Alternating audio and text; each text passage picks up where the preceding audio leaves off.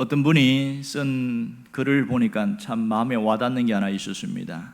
이분이 뭐라고 썼냐면, 문제가 생길 때에는 꼼짝도 하지 않고 사흘을 지낼 필요가 있다. 사흘만 참으면 어떤 것은 문제가 술술 풀릴 때가 있더라. 이 사흘간을 마치 산에 내가 온 것처럼 꼼짝도 하지 않고 그 지낼 각오로 견디다 보면 문제 해결의 길이 보이더라. 외적인 싸움을 이기려면 사실은 내적인 내 안의 적을 싸워서 이겨야 한다. 모든 승리는 마음에서 먼저 결정된다. 상당히 와닿는 말입니다. 모든 승리는 내 마음에서 결정이 되더라. 눈앞의 현실보다 마음가짐이 중요하다는 것을 말하고 있습니다. 나옴이라는 선지자도 이런 갈등과 고민이 많았습니다. 왜냐하면 하나님이 자신에게 말씀하시는 것은 여기에는 심판만 있고 구원이 없거든요. 그래서 어떻게 이 메시지를 선포해야 되는가, 그런 갈등과 고민이 나름대로 많이 있었으리라 생각합니다. 이 나홈서는 이미 우리가 아는 대로 이전에 아수르에게 대한 예언의 메시지인데, 요나가 150년 전에 예언을 선포한 적이 있습니다. 그리고 150년 후에 이 나홈이 선포하는데 1절을 보면 이렇게 나옵니다. 니느웨에 대한 경고, 곧 엘고스 사람 나홈의 묵시의 글이라. 자, 이 나홈은 뜻이 위로라는 뜻입니다. 나홈 선자는 다른 선자와 달리 이 잔인한 아수르 제국의 멸망에 대해서 선포하고 있습니다. 그때가 약 주전 612년경이었는데요 5년이 지난 이후에 주전 607년에 강대한 아수르가 망했습니다. 절대 무너지지 않는 난공불락의 니느웨가 홍수에 휩쓸려서 무너진 역사적 기록이 있습니다. 그래서 이 니느웨를 발견을 할 수가 없었는데 1850년대에 어떤 고고학자가 니느웨 성을 발굴하는데 이것을 발굴하는 데만 수년이 걸려서 아직도 완전히 발굴을 못했다, 그런 얘기를 한 정도니까 엄청난 성이 모래 속에 파묻혀 있더라는 것을 이야기합니다. 나홈은 왜 니느웨의 멸망에 대하여 선포를 했을까? 지금 나홈이 선포한 곳이 어디일까요? 예루살렘일까요? 아니면 니느웨일까요? 예루살렘이 맞습니다. 요나는 니느웨에 가서 메시지를 선포했는데 나홈은 예루살렘에서 선포했어요. 왜 그랬을까? 이미 이 아수르가 하나님이 도무지 감당할 수 없는 그런 악을 행한 존재인 것을 알고, 지금 이것은 아수르를 위한 메시지가 아닌 이스라엘 백성들, 유다 백성들을 향한 메시지라는 것을 알 수가 있습니다.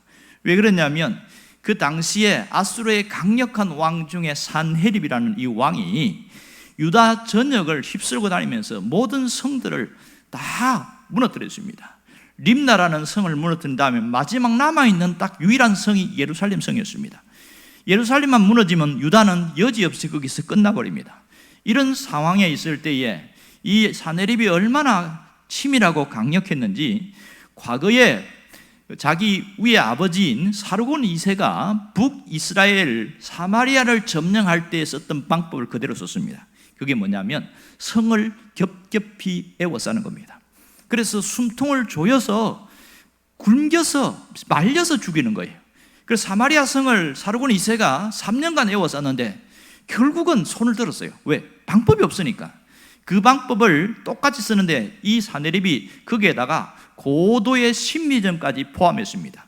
회유와 협박의 심리전을 벌이는데 그 중에 누구를 보냈냐면 랍사게라는 달변가를 보내서 이 달변가에게 유다 방언으로 너희들이 섬기는 하나님이 결코 너희들을 그렇게 붙들어주지 못한다, 지키지 못한다, 그런 얘기를 하면서요, 또 왕에게 서신을 보내서 위협과 두려움을 줬어요. 백성들에게는 방언을 통해서 너희들이 항복하고 나와라, 이렇게 했습니다. 그랬을 때 동요가 일어났습니다. 어떤 사람들은 이 강력한 아수르에게 저항하는 그것은 죽 굴리고 작정하는 것이다, 우리가 투항하자, 그런 무리가 있었고, 또 하나는 어찌 우리가 투항하겠냐, 죽을 때까지 끝까지 싸우자, 이런 무리가 있어요. 서로 이런 갈등이 내부 안에서 일어나기 시작한 것이지요. 자, 이렇게 됐을 때에 어떻게 해야 될까? 당시에 사네립이 보낸 이 서신, 랍사게의 심리전, 이 내용들이 이사야 36장에 잘 나오고 있습니다. 36장 4절입니다. 내가 믿는 것이 무엇이냐? 7절에 보면 이렇게 말합니다. 혹시 내가 내게 이르기를 우리는 우리 하나님 여호와를 신뢰하노라 하니라마는 너 그래봐야 소용없다는 얘기지요. 근데 진짜 10절을 봅시다. 내가 이제 올라와서 이 땅을 멸하는 것이 여호와의 뜻이 없음이겠느냐? 여호와께서 내게 이르시기를 올라가 그 땅을 쳐서 멸하라 하시느니라. 얼마나 충격적입니까? 그들이 믿는 신의 이름으로 이것은 망할 것이다, 항복해라는 거죠. 이때에 나오미 던진 메시지가 무엇인 줄 압니까? 그것이 오늘 우리가 읽은 2절입니다. 여호와는 질투하시며 보복하시는 하나님이시라.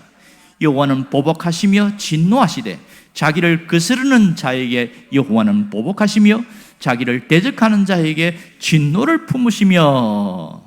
자, 여기에 보복이라는 단어가 무려 3번이나 나오고 있어요. 그런데 제일 먼저 뭐가 나오냐면 여호와는 질투하는 하나님이다, 이렇게 말합니다.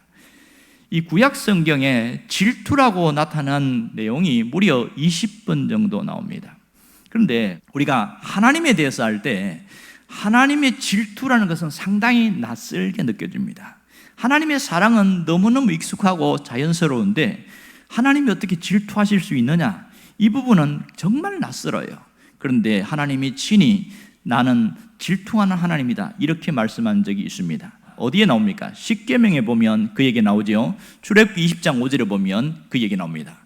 그들에게 절하지 말며 그것들을 섬기지 말라. 나 네 하나님 여호와는 질투하는 하나님인즉, 직접 말씀하셨습니다.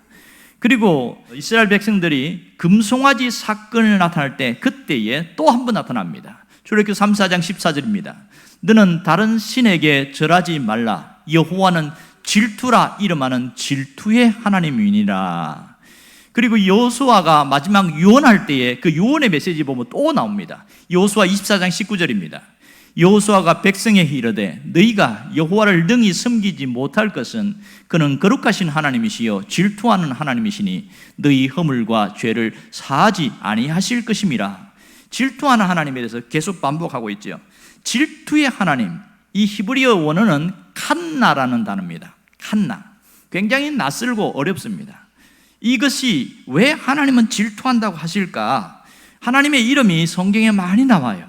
여호와 이레, 여호와 라파, 여호와 니시, 여호와 찌드케누, 여호와 샬롬, 여기 뭐 여호와 칸나 이런 뜻이겠지요. 여러 가지 이름으로 나타나고 있습니다만은, 그러면 우리가 곡해하는 게 뭐냐면 인간의 질투와 하나님의 질투가 같은가? 전혀 다릅니다. 인간의 질투는 타락한 성품에서 나오는 이 무서운 감정적 에너지라고 한다면, 하나님의 질투는 하나님이 집요하게 사랑하는 그 사랑에 대한 거룩한 성품이라는 것을 알아야 됩니다. 질투가 하나님의 성품 중인 것을 우리가 분명히 깨달아야 됩니다. 인간의 질투와는 확연하게 차원이 다르다는 것을 알아야 합니다. 하나님의 질투, 무슨 뜻일까요? 하나님의 질투, 이것은 하나님의 열정, 하나님의 열심, 이 뜻입니다. 그러니까 언제나 플러스로 나타나겠지요. 불타오르는 그 하나님의 마음, 자기 백성을 향한 뜨거운 간절한 열망, 이것이 질투로 나타나고 있습니다. 오늘 이 하나님의 질투, 그러면 오늘 여기서 이 이스라엘 백성들을 향한 하나님은 어떤 하나님으로 나타나느냐? 여기에서는 섭리의 하나님이십니다. 어떤 섭리의 하나님입니까? 역사의 현장 속에 개입하시는 섭리의 하나님입니다. 이스라엘 백성들이 지금 아수르의 괴롭힘 속에서 풍전등화의 사건 속에 있을 때에, 그때의 그 역사의 현장 속에 하나님이 개입하시는 것을 보여줍니다. 그러면 하나님이 개입하실 때에 어떤 뭐 희왕찬란한 광채나 어떤 구름이나 어떤 우레나 엄청난 것을 갖고 몰고 오실까요? 아니면 하나님이 사건 현장을 마무리하시면서 그걸 보여주실까요? 두 번째지요. 하나님은 어떤 것을 이상 현상을 보여주지 않습니다. 그러나 엄청난 사건 속에 반전의 역사가 나타나게 하는 것, 이게 하나님이 일하시는 방법입니다. 자, 이렇게 이스라엘 괴롭히는 그 아수를 향하여 하나님은 질투하는 하나님이다, 그렇게 말합니다. 무슨 뜻일까요? 하나님께서 자기 백성들을 사랑하고 보호하신다는 뜻이겠죠. 하나님은 그 자기 백성을 보호하십니다. 오늘 우리의 구원도 하나님이 멈추지 않고 포기하지 않는 하나님의 열정, 하나님의 열심 때문에 이루어졌습니다. 이게 하나님의 질투라는 뜻입니다. 포기하지 않고 멈추지 않으시는 하나님의 열심을 볼 수 있어야 합니다. 이게 질투하시는 하나님의 뜻입니다. 여호와 칸나, 이런 뜻이 되겠지요. 자, 우리를 포기하지 않는 하나님의 거룩한 열정, 하나님의 열심이 우리 안에도 지금도 나타난다는 것을 알아야 합니다. 그러면 이스라엘 백성들에게 하나님은 어떻게 나타났습니까? 질투한 하나님은 어떻게 했을까요? 철저하게 보복하시겠다는 거예요. 철저하게 보복하시겠다는 거예요. 2절 보면 뭐라고 나옵니까? 여호와는 보복의 하나님이라. 여호와는 보복하시며, 여호와는 보복하시며 3번이나 반복하고 있습니다. 왜? 자기 백성들을 괴롭히는 그것을 하나님이 내버려 두지 않겠다는 거예요. 그것이 하나님의 질투로 나타나고 있습니다. 오늘 3절에도 보면 그 얘기가 나오고 있지요. 그 두 번째는 뭐냐면, 악한 자들을 하나님은 절대로, 악한 자들이 하나님을 이길 수 없다, 하나님을 이길 수 없다는 것을 증명해 주셨어요. 6절을 보면 이렇게 나옵니다. 누가 능히 그의 분노 앞에 서며 누가 능히 그의 진노를 감당하랴. 그의 진노가 불처럼 쏟아지니 그로 말미암아 바위들이 깨지는도다. 바위들이 깨진다는 거예요. 하나님이 진노하시면 아무리 강력한 바위도 박살난다는 거예요. 당시에 아수르는 바위보다 더 큰 존재로 취급을 받았습니다. 그러나 하나님이 진노하시면 그것이 여지없이 깨어지는 것을 하나님이 말씀하고 있습니다. 그리고 결국은 하나님은 그 자기 백성들에게 요구하는 것 딱 한 가지입니다. 끝까지 하나님을 의뢰하라는 겁니다. 끝까지 하나님을 바라보라는 것이지요. 실제로 이렇게 나옵니다. 여호와는 선하시며 환난 날에 산성이시라. 그는 자기 백성에게 의뢰하는 자들을 아시느니라. 이 어려운 상황에서 하나님을 의뢰하고 나가는 것, 그것이 너희들이 해야 할 일이다, 이 얘기를 하는 겁니다. 여호와는 선하시며 무슨 뜻입니까? 좋으시다 뜻이죠. 하나님은 좋으신 분이기 때문에 이제 죽는구나, 끝났구나 하는 그 순간에 하나님은 산성이 되신다, 딱 막아주신다는 겁니다. 하나님은 산성이 되신다. 오늘 우리에게 주시는 신앙적 메시지가 무엇일까요? 하나님을 무시하고 하나님을 외면한 자에게 하나님이 반응하신다는 겁니다. 하나님을 철저하게 무시하고 외면하면 이 하나님의 존재가 없는 것처럼 그렇게 살아가는 자들은 하나님이 반응하신다는 거예요. 자, 신자들에게도 자신의 신앙 양심을 버렸을 때에 하나님은 반응하신다는 겁니다. 자기 백성을 괴롭히는 자를 향해서도 하나님은 반응하십니다. 그것이 보복이었죠. 하나님은 재앙과 징계, 심판만 하시는 분이 아닙니다. 반응하실 때에 하나님이 반드시 먼저 하는 게 뭔지 아세요? 기회를 주십니다. 돌아올 기회를 주셔요. 자신들이 잘못을 시인하고 돌아올 수 있는 그 기회를 주신 다음에 마지막 도무지 안 될 때 하나님이 그때 움직이십니다. 이게 놀라운 특징입니다. 하나님이 우리를 즉시 심판하지 않는 것은 우리가 돌이켜 회개하게 하시려는 겁니다. 돌아오게 하려는 겁니다. 이 하나님의 열심이 나를 향하고 있다는 것을 잊지 않기를 바랍니다. 하나님은 우리를 결단코 잊어버린 적이 없습니다. 우리가 하나님을 잊어버려서 문제지. 우리가 살면서 세상 중심으로 살아가고 세속에 끌려가면서 그런 삶이 남아있다면 우리가 어떻게 하라는 거예요? 빨리 돌이켜서 돌아오라는 거죠. 그 삶에서 돌이키는 것, 이것이 하나님 앞에 내가 해야 할 일이라는 겁니다. 그렇다면 지금 우리는 어떻게 살아가고 있습니까? 하나님을 어떻게 믿고 있느냐 하는 거예요. 신앙이 내 삶에 어떻게 표현되고 있느냐, 어느 방향으로 나타나고 있는지를 돌아봐야 됩니다. 오늘날 현대의 문제는 다른 사람에 대한 이런 세계관을 갖고 있습니다. 다른 사람의 눈을 의식하면서 살아가는 것이 몸에 배어버렸어요. 믿는 사람이든 믿지 않는 사람이든 똑같습니다. 자기 자신을 바라보는 그런 세계관이나 하나님을 바라보는 그런 세계관이 아니고 다른 사람이 나를 어떻게 생각할까? 예를 들어서 옷을 입고 나갈 때도 내 기호와 취향과 나의 편함보다는 내가 이 옷을 입고 나갔을 때 다른 사람들이 나를 어떻게 바라볼까? 그것을 먼저 더 신경 쓰게 돼 있거든요. 이것이 일반적인 현실이고 현상입니다. 그러다 보니까 뭐가 생기냐면 결혼을 했는데 둘이 너무너무 좋아서 행복했는데 어느 날 안 행복한 거예요. 그래서 왜 안 행복하냐 물었더니 남편이 안 좋아서가 아니라 남편의 친구가 너무 잘 살아서 안 행복하다는 거예요. 다른 사람들이 잘 사는 것 때문에 그것이 비교가 돼버려가지고 그만 내가 불행하다 이렇게 생각되는 거예요. 이것이 오늘날의 현상입니다. 그만큼 사람들의 마음이 좁아졌고 약해졌다는 것을 알 수가 있습니다. 이런 마음에는 뭐가 없어요? 마음에 평안이나 안식이 없습니다. 심리학에서 마음의 평화가 없는 이유에 대해서 한 대략 5가지를 이야기하고 있습니다. 첫 번째는 복수심이 있을 때는 평화가 깨진다고 합니다. 두 번째는 지나친 욕망을 가진 자들은 평화가 없다는 겁니다. 안식도 없어요. 자기 욕망을 이룰 때까지는 계속 집착을 하게 되어 있다는 겁니다. 세 번째는 욕심입니다. 소유욕이 계속 끝없이 몰려갈 때는 그 사람은 평안이 없다는 겁니다. 네 번째는 분노입니다. 분노하는 자는 결단코 평안할 수 없다는 겁니다. 다섯 번째가 질투심이에요. 질투하는 자는 평안할 수가 없다는 겁니다. 그 모든 거기에다가 에너지를 쏟기 때문에 얼마나 피곤한 삶을 사는지 모릅니다. 여러분, 심리학에서 이 질투는 상당히 안 좋게 생각합니다. 마음을 더럽히는 것이 질투다 이렇게 이야기를 합니다. 왜냐하면 질투는 다른 사람의 삶을 파괴하고 자신의 인격을 무너뜨리기 때문에 그렇습니다. 이 질투는 부정적이고 파괴적인 감정을 낳습니다. 그러면 질투가 어디서 왔을까요? 이 질투의 역사는 에덴 동산에서부터 시작되어졌습니다. 창세기 3장 5절에 보면 사탄이 여인에게, 이 여자인 하와에게 찾아옵니다. 너희가 그것을 먹는 날에는 너희 눈이 밝아 하나님과 같이 되어 선악을 알 줄을 하나님이 아심이라. 이 하와를 유혹할 때에 근본 동기가 뭐냐? 질투였습니다. 하나님이 인간을 사랑하는 것에 대한 질투심 때문에 그것을 무너뜨리기 위해서 하와에게 먼저 찾아왔다는 것을 알아야 됩니다. 그러므로 질투는 악한 것이라는 것을 알아야 됩니다. 질투는 이 죄입니다. 질투는 병이라는 것을 알아야 합니다. 그 이후의 영향력은 강력했습니다. 가인이 하나뿐인 이 동생 아벨을 쳐 죽일 때 질투 때문에 그렇습니다.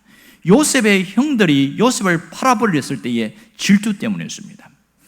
사울이 다윗을 죽이려고 했을 때도 질투 때문입니다. 유대 지도자들이 예수님을 질투해서 십자가에 못 박았습니다. 그만큼 질투는 우리를 상당히 무섭게 합니다. 자, 기도 많이 하는 사람에게도 질투는 찾아오고요. 경건한 사람에게도 질투가 옵니다. 어떤 수도사가 사막에서 하나님의 뜻에 맞는 삶을 살기 위해서 그렇게 애를 쓰고 금식하면서 그렇게 경건하게 살아가는데 마귀가 와서 유혹을 하는 거예요. 돈으로 유혹하는데 꿈쩍하지 않습니다. 여자로 와서 유혹하는데도 꿈쩍하지 않아요. 명예를 준다고 유혹하는데도 꿈쩍도 하지 않아요. 그래서 어떤 것으로도 이 사람을 유혹할 수가 없는 거예요.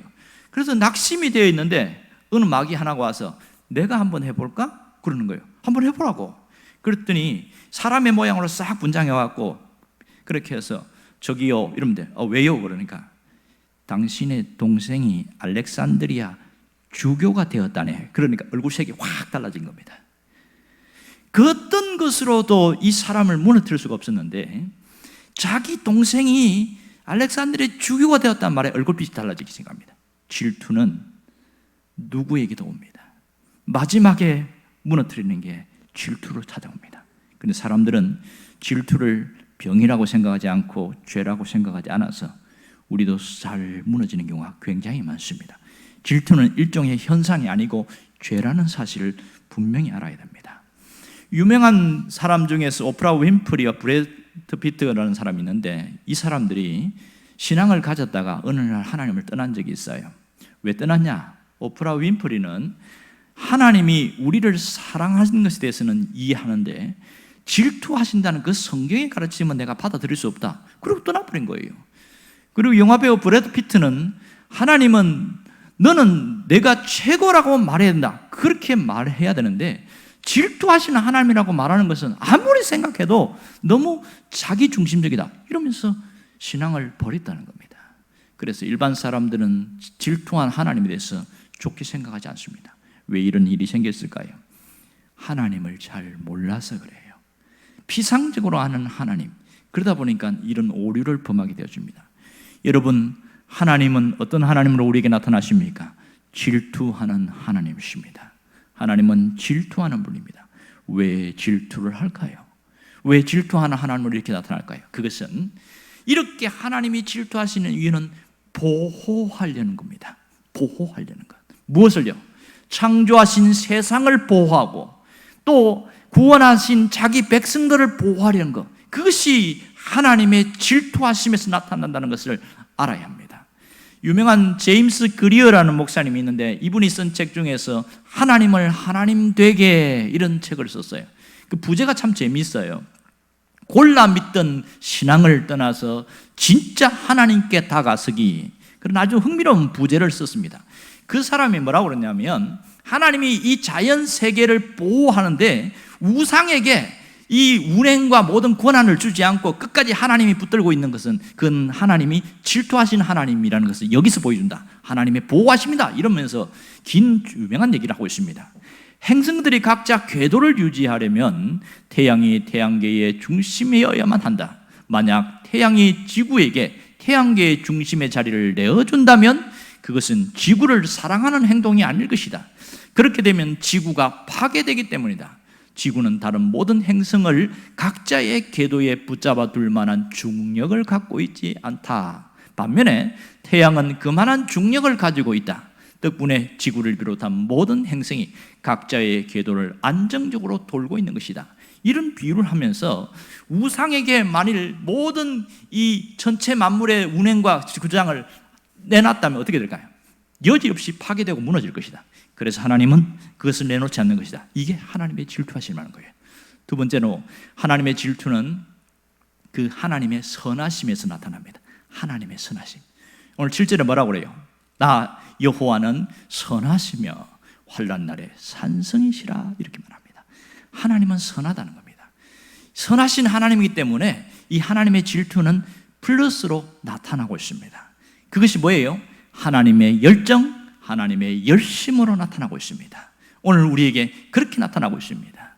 근데 2절에 아까 뭐라고 얘기했습니까? 여호와는 보복하시며 진노하시되 자기를 거스르는 자에게 여호와는 보복하시며 자기를 대적하는 자에게 진노를 품으시며, 이 하나님의 열정과 열심이 보복으로 나타난다는 거예요.